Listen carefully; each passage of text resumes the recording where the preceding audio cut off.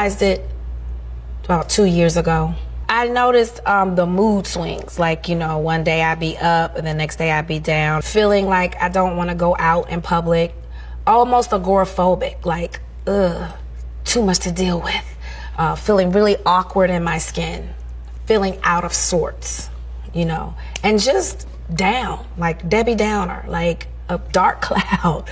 And then there would be days where my brain wouldn't stop racing, which I would think of the most worst scenarios in the world, which would heighten my anxiety. And, you know, people were like, you just need to meditate and yoga and things like that. And I would do that, but my brain would still race. I don't want to leave the house. And my friends started to notice me pulling back. My father, who also had his issues with mental health, was really open about it, about his manic depression. But you know, as I think back, no one else really talked about it.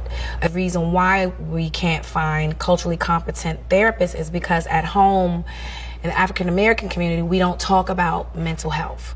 You know, it's a stigma surrounding it. And when you have no one to talk to, what a person usually do is they will try to self-medicate. We're just not allowed to be vulnerable. We have to be strong all the time. This is 400 years of damage.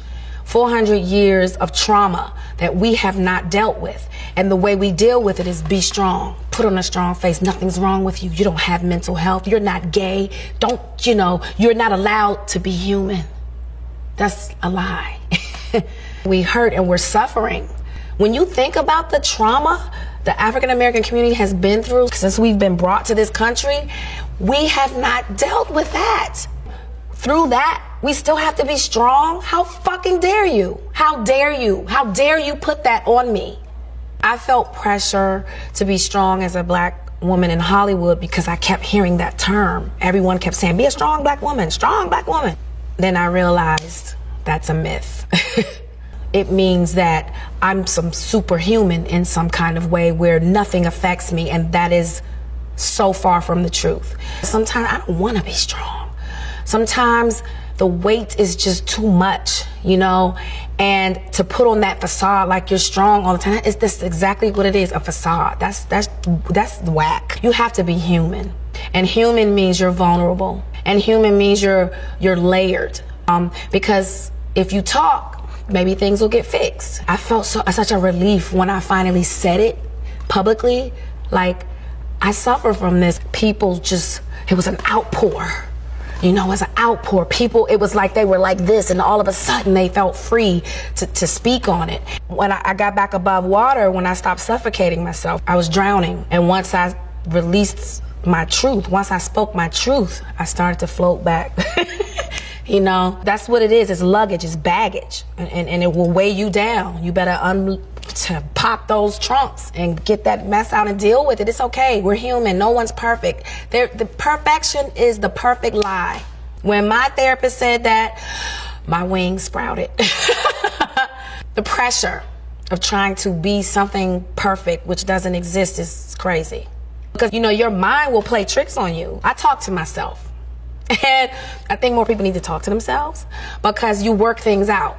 And it's not, you know, people can call it crazy, whatever. I even catch myself doing it in public and I have to stop.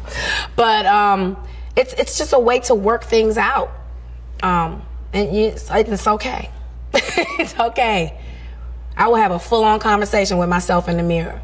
When you have issues and you have no one to talk to and the walls are closing in and the voices are getting too loud, what I notice is people will start to self-medicate because you want to feel good, right? So then they turn to alcohol, they turn to drugs, and we're seeing this with the youth. We have to break this cycle of keeping our mouths closed.